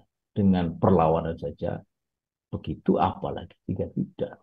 Jadi belum apa-apa sudah kalah kalau orang sudah menghentikan perlawanan. Meskipun ini hari kita menyaksikan eh, korban ya dalam tanda petik. Ini kan soal perspektif juga gitu. Korban itu. Kalau kayak kita menggunakan perspektif Islam, tadi itu kacamata Islam, maka mereka itu mati syahid. Kalau mati syahid, apa yang rugi coba? Ya kan? Hancur. Iya, cepat atau lambat dunia ini kan bakal hancur juga. Iya. Nah, itu. Jadi saya kira ke sana mestinya kita berpikir. Iya, iya.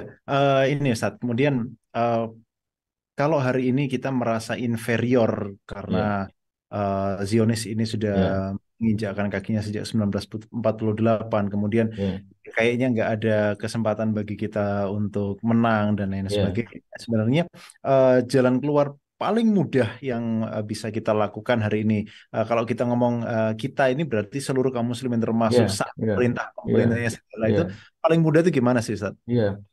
Eh, ini penting ya kita dapat pelajaran dari apa yang disampaikan oleh Kiai Haji Hasyim Asy'ari. Mm-mm. Ketika Bung Karno tahu bahwa Belanda akan masuk lagi dengan membonceng sekutu, Mm-mm. dia kan datang kepada Kiai Haji Hasyim Asy'ari. Gitu. Bagaimana sikap kita? Nah, Kiai Haji Hasyim Asy'ari kan mengatakan lawan. Lalu kalau kita melawan ini namanya apa dalam agama? Itu jihad.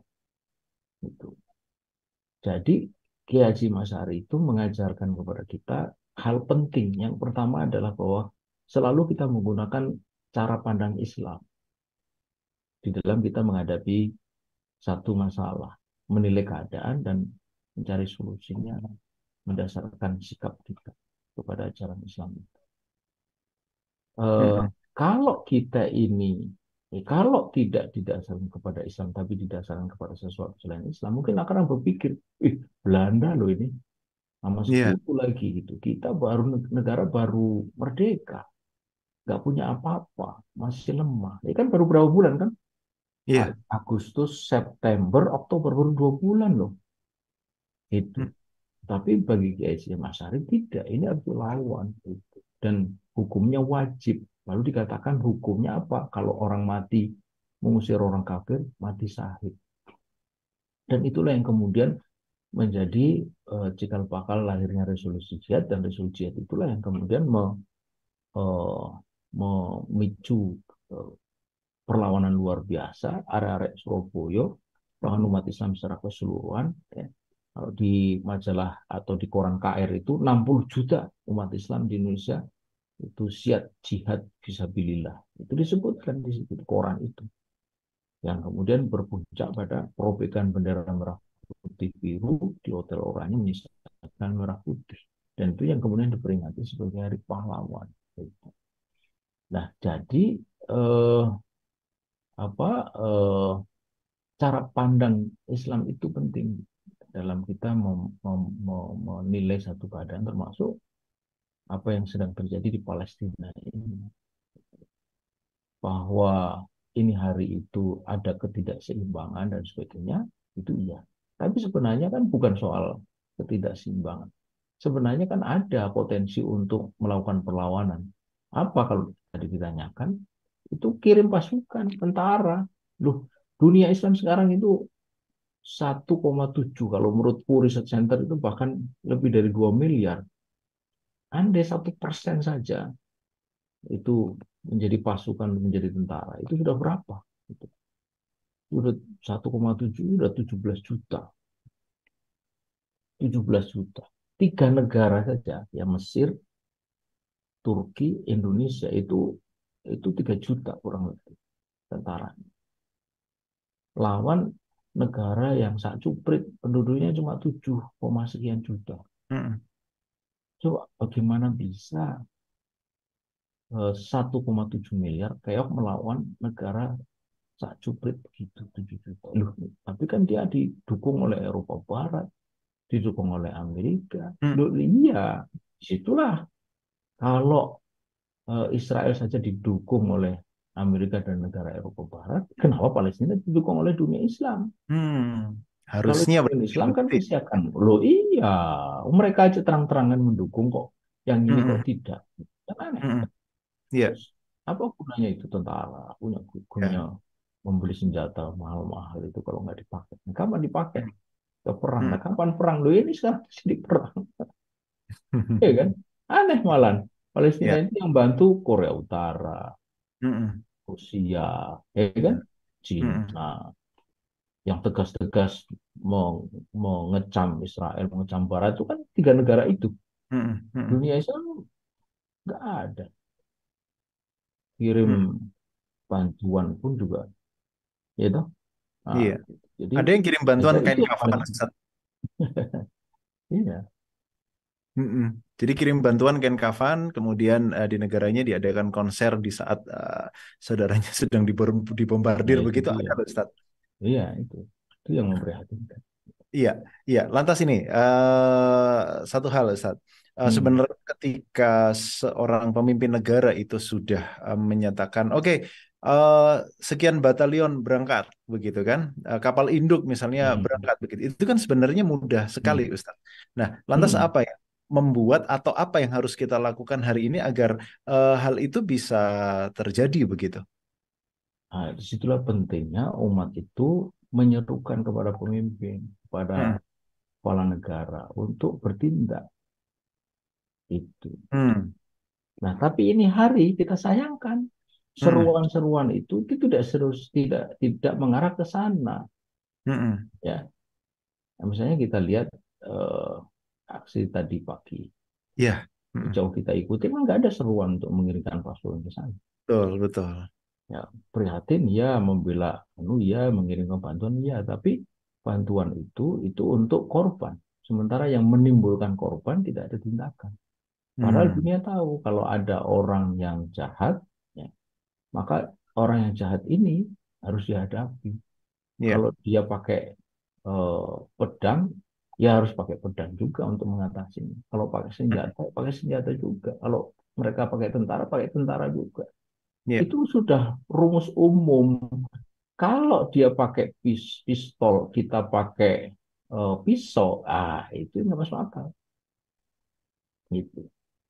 Kalau mereka itu pakai senjata otomatis, senapan mesin misalnya, kita pakai eh, peluru angin, nggak masuk akal.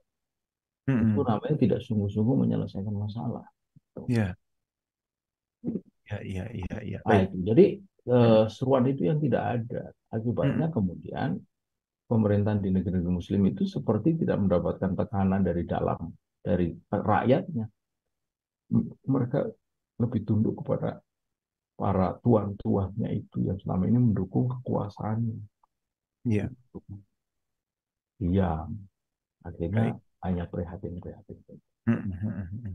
Baik, baik, Ustadz Ismail. Nanti Ya, saya akan kembali untuk closing statement. Iya, ya. saya kembali ke Kiai Sidik dulu. Kiai Sidik, ini Ya, tentu saja akan muncul pertanyaan begitu ya.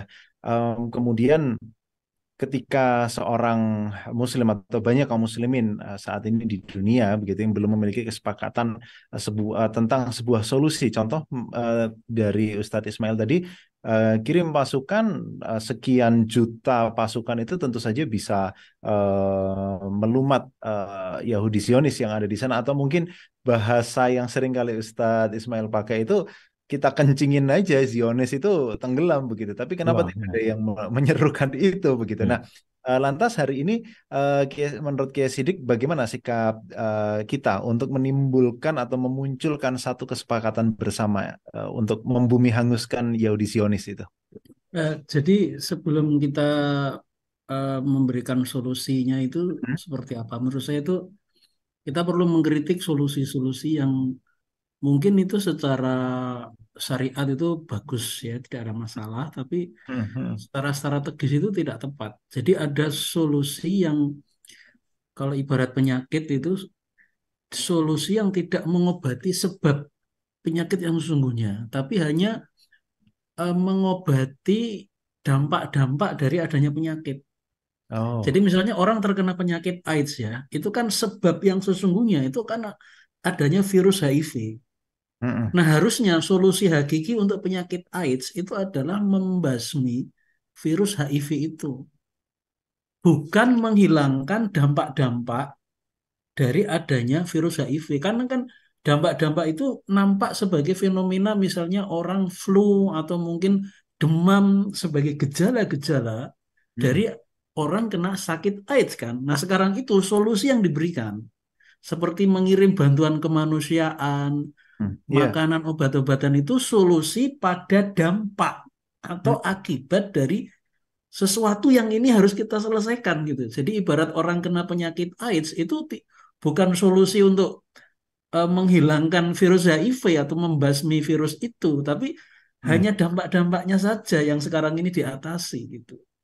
Nah, seharusnya ini kita pertama umat itu harus menyepakati bahwa solusi yang seharusnya itu adalah bagaimana menghilangkan Israel itu gitu loh. Jadi bukan mengirimkan obat atau makanan dan sebagainya itu sebagai solusi untuk akibat-akibat dari adanya Israel ya dalam tanda kutip.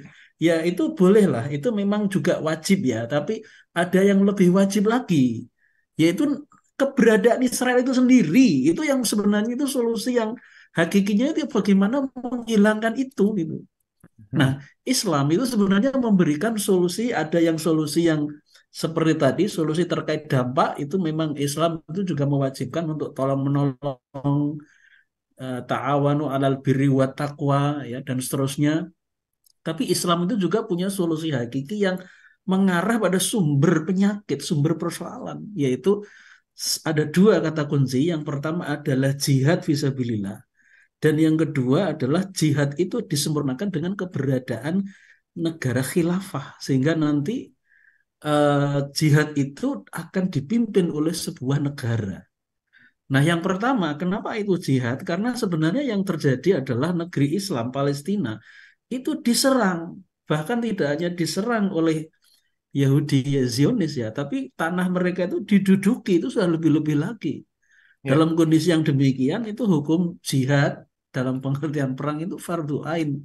Dalam kitab Bada'i Ussona'i Fitarti Bisyara'i ya, ditulis oleh Imam Al-Kasani dari Madhab Hanafi. Beliau mengatakan idza amman nafiru, jika ada serangan umum bi an hajamal aduwu ala baladin, dalam pengertian musuh yang kafir itu hajama menyerang ala baladin atas sebuah negeri Islam, Ya. fahuwa fardu ainin, maka dia yaitu jihad fardu ainin, itu hukumnya fardu ain untuk mereka yang di situ, uh, ala ahadin min ahadil muslimina biman huwa qadirun alaihim.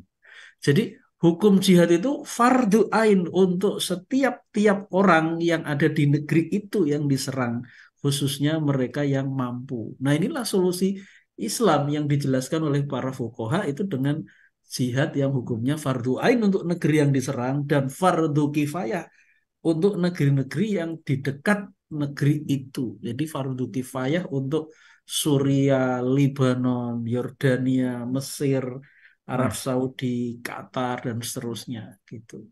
Nah, Ya. tetapi seperti kata Ustadz Ismail tadi, ini jihad yang dilakukannya sebenarnya belum seimbang gitu. Makanya ada solusi yang kedua. Ya. Supaya seimbang, maka jihad itu harus didukung oleh negara. Dan Ya. tidak ada negara yang paling layak, paling baik untuk mengemban amanah jihad ini itu kecuali negara khilafah. Mana lagi negara yang mempunyai komitmen yang sungguh-sungguh kecuali negara khilafah ini. Nah, negara Ya. khilafah ini yang nanti akan bisa menyeimbangkan kekuatan Israel ini dengan kaum muslimin. Dan ini juga merupakan kewajiban kita untuk memberikan balasan kalau dalam Quran itu yang semisal ya. Ada satu ayat misalnya dalam surat Al-Baqarah ayat 194, Allah mengatakan famani i'tada alaikum fa'tadu alaihi bimithli ma'tada alaikum. Jadi famani i'tada alaikum, maka siapa saja yang menyerang kamu, fa'tadu alaihi, maka balaslah serangan itu kepada dia. Ya. Famani i'tada alaikum fa'tadu alaihi bimithli, dengan yang semisal atau selevel, bimithli ma'tada alaikum, dengan semisal serangan mereka kepadamu. Jadi ini serangan yang semisal ini sekarang ini belum terwujud gitu. Ya. Jadi hanya serangan ya itu sudah bagus, sudah kita apresiasi, sudah kita syukuri, kita dukung, tetapi yang yang betul-betul mengamalkan ayat tadi Al-Baqarah 194 ini nanti. Ya, jadi kata kuncinya pertama adalah jihad, kemudian yang kedua adalah khilafah supaya kita bisa mengamalkan ayat tadi famani i'tada alaikum fa'tadu alaihi bimithli ma'tada alaikum. Jika musuh menyerang kamu, balaslah serangan mereka dengan yang semisal serangan mereka kepada kamu. Demikian. Ya, ya, ya. Satu lagi, Kiai Sidik. Saat ini negara khilafah ini belum ada. Nah, lantas, nah ini saya pengen jadi closing statementnya Kiai Sidik nih. Lantas,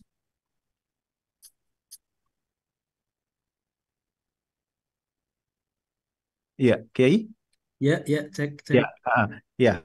Nah, ini tadi kan yang memang paling pantas kemudian memberikan balasan yang setimpal kepada Yahudi Zionis ini kan memang levelnya harus sebuah negara dan negara yang memang mampu karena memang ya 50 lebih negara atau negeri Muslim saat ini belum mampu memberikan serangan yang layak. Nah, tadi kata Kiai Sidik yang paling bisa adalah khilafah dan saat ini khilafah belum ada. Lantas bagaimana Kiai sebagai closing statement?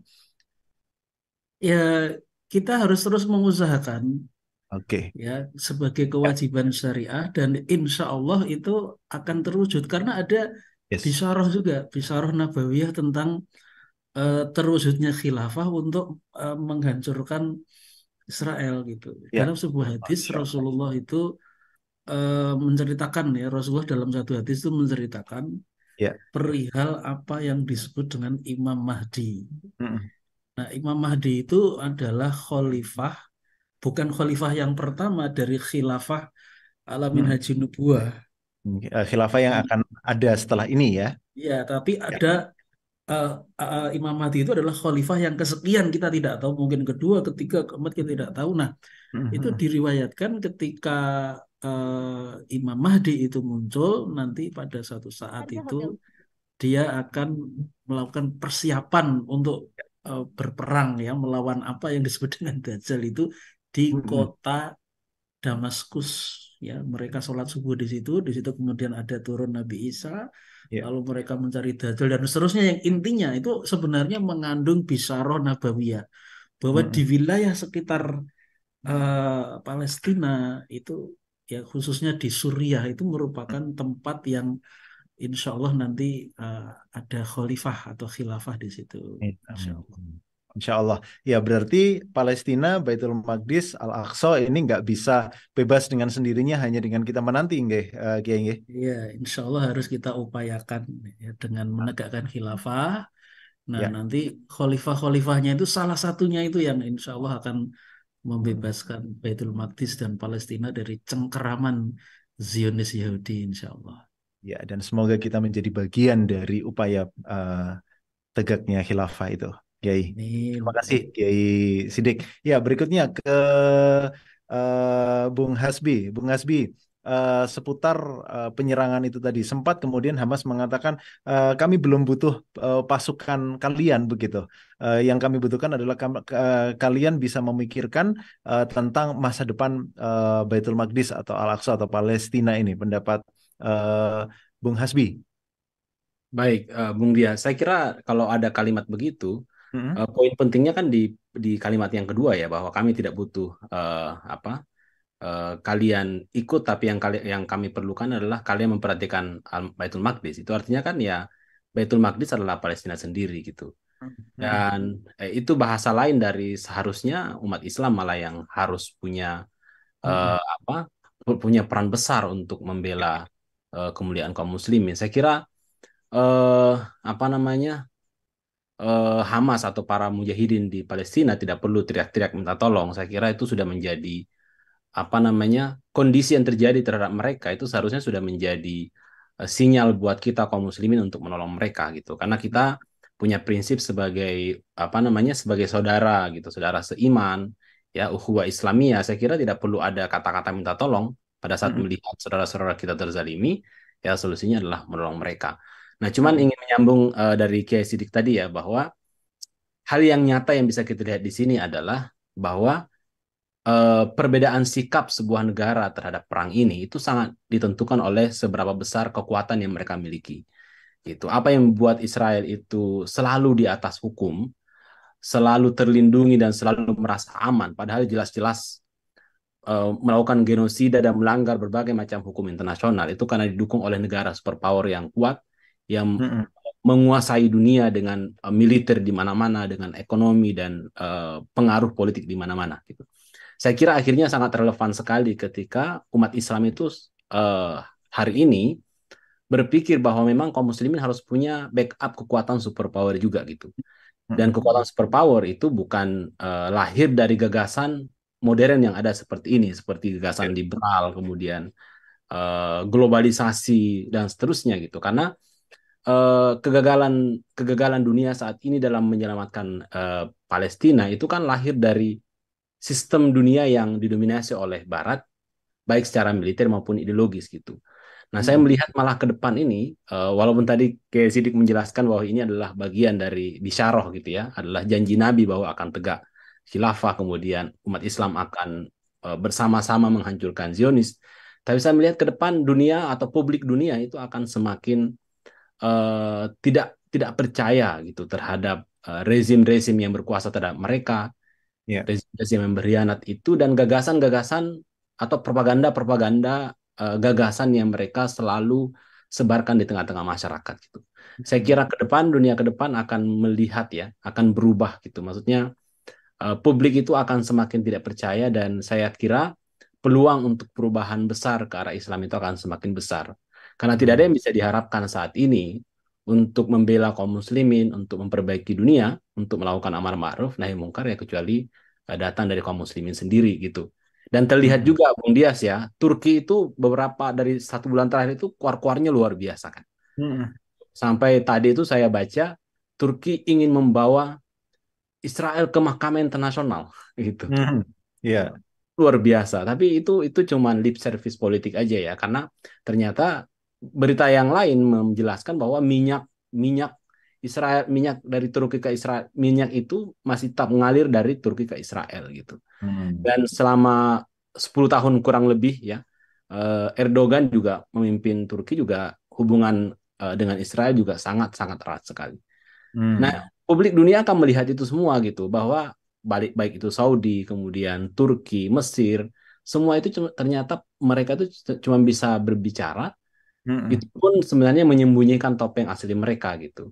Bahwa sebenarnya mereka itu bekerja sama dengan atau berteman dekat dengan Israel.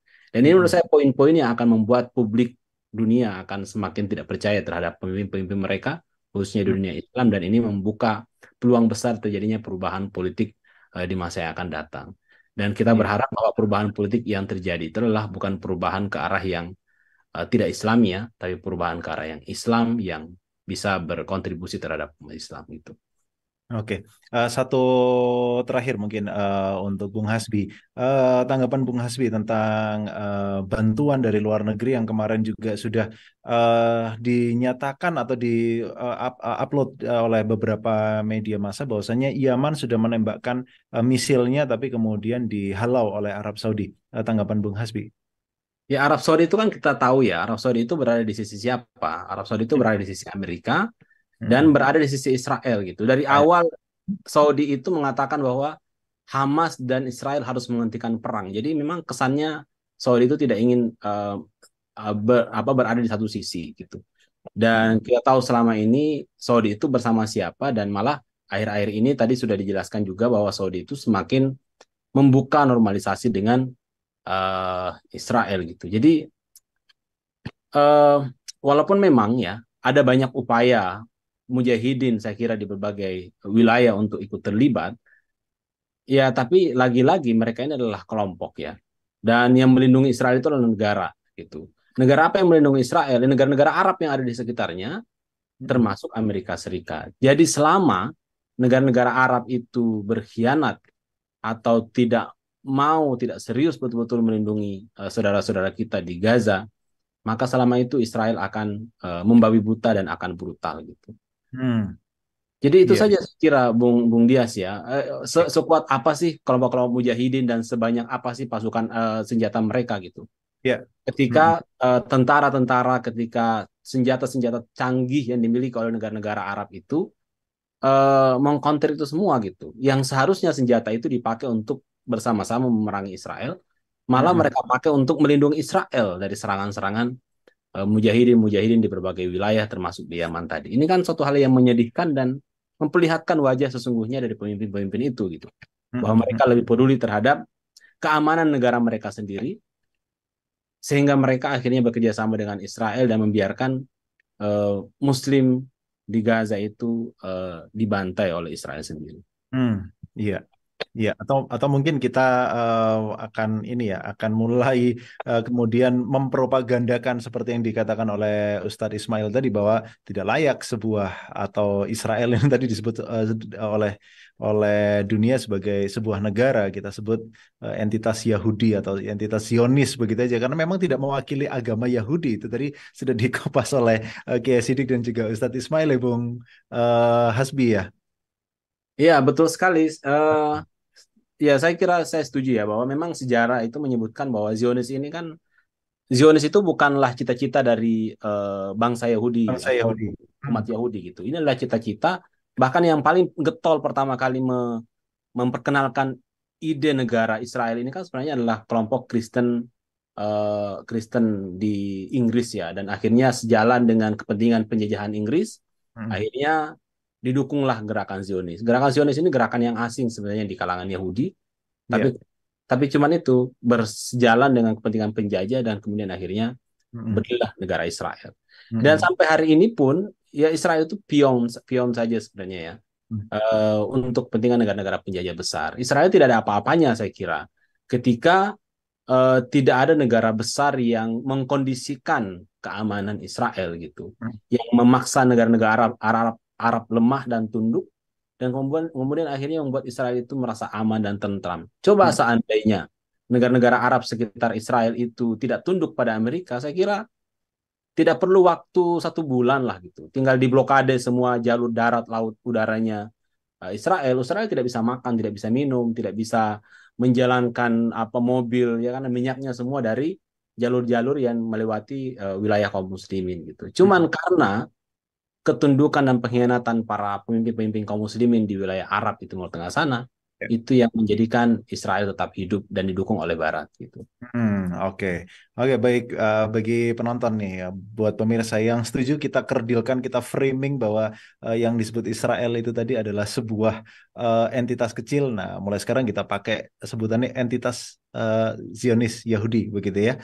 Karena memang kecil dan tidak layak disebut sebagai sebuah negara. Jangan kemudian kita merasa inferior dengan mereka, dengan sebuah negara yang sepertinya besar begitu, tapi seperti kata Ustadz Sidik dan atau Kiai Sidik dan juga Ustadz Ismail tadi, bahkan dalam Yahudi pun tidak ada ajaran untuk menegakkan negara begitu ya. Untuk yang setuju sepakat silakan ketik setuju atau sepakat gitu ya. Baik, saya kembali ke Ustadz Ismail. Terima kasih Bung Hasbi atas closing statement yang luar biasa tadi. Ustadz Ismail, sejauh mana kemudian Ustadz Ismail menilai umat Muslim di Indonesia ini bisa mewujudkan kemenangan itu tadi, mengingat apa yang sudah terjadi di Indonesia saat ini, betapa kuatnya energi netizen Muslim di Indonesia ini baru saja muncul di Instagram juga press release dari Grab bahwasanya mereka tidak mendukung Israel, tapi yang dikatakan oleh istri dari ownernya mereka justru atau dia justru mendukung Grab, dan ini sedang terjadi apa namanya gerakan begitu ya di Play Store, di Google Play Store untuk memberikan bintang 1 kepada aplikasi Grab ini. Nah, sejauh mana sebenarnya atau seharusnya kita bisa bertindak, Ustadz Ismail, kaum muslimin di Indonesia ini? Ya, eh, umat Islam itu sebenarnya punya potensi luar biasa. Mm-mm. Dari segi jumlah tadi sudah disebut ya lebih dari 1,miliar. Jumlah ini bukan bukan tidak punya nilai apa-apa. Secara ekonomi dia market luar biasa. Iya.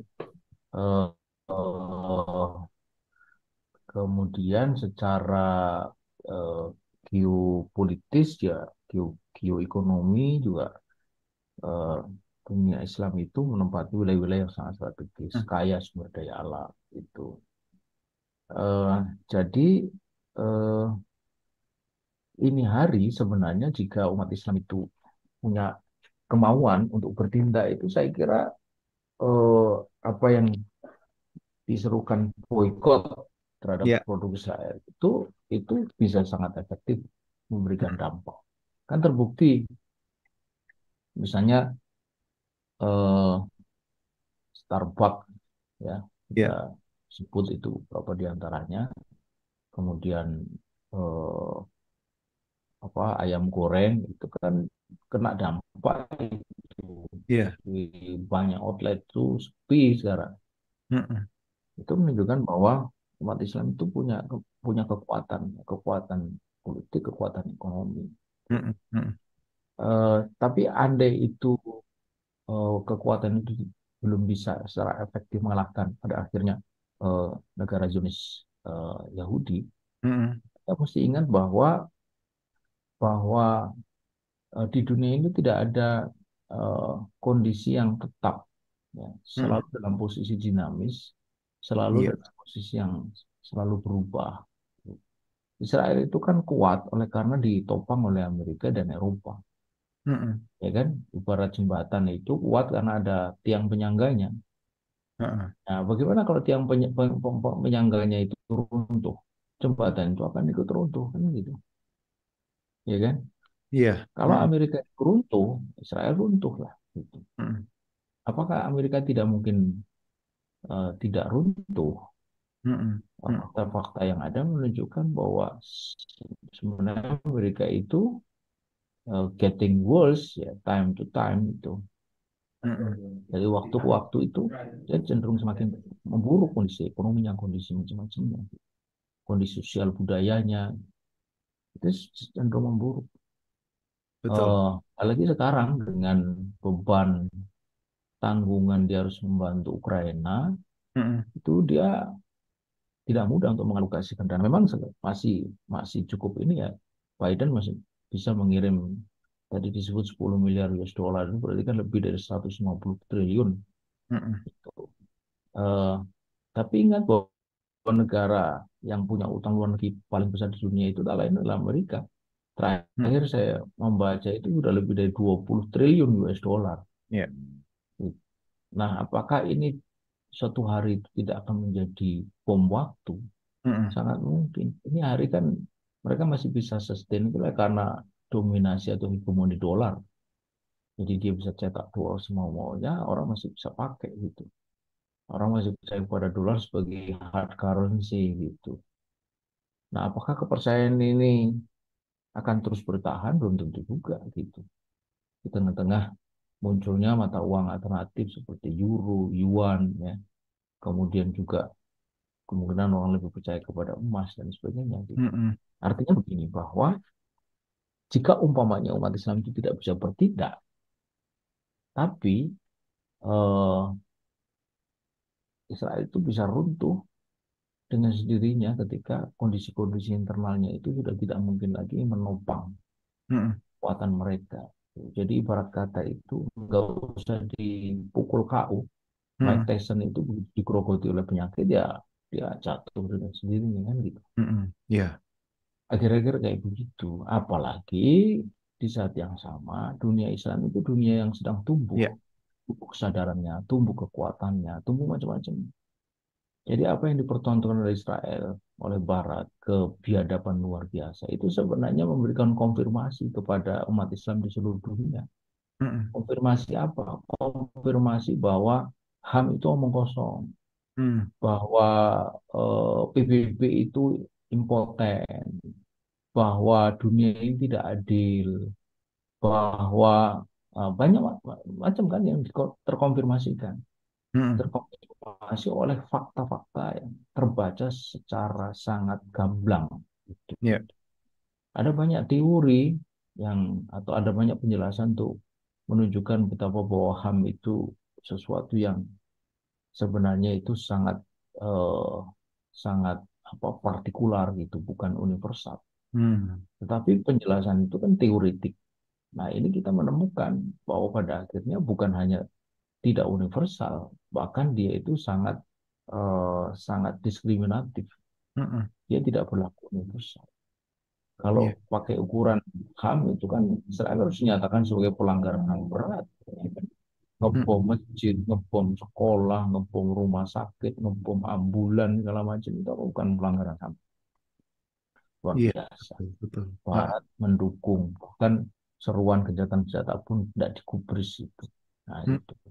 Jadi dunia Islam ini dunia sedang dinamis. Yang saya kira ini akan terus ya.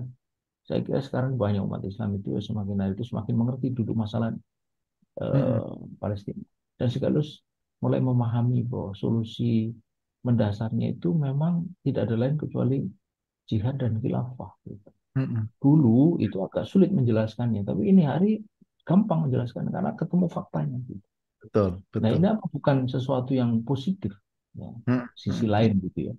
Jadi Hmm. mereka itu sebenarnya sedang membantu kita untuk menjelaskan, untuk Iya. menanamkan keinsafan gitu. Hmm. Hmm. Jadi selalu ada sisi-sisi positif yang kita bisa baca. Yang ini tidak mereka sadari, ya. Hmm. Eh, tidak mereka sadari bahwa umat Islam itu terus tumbuh dan pada suatu ketika di saat yang sama mereka itu getting worse, decline, umat Islam juga getting better. Kemudian dia bukan decline, malah menanjak dia.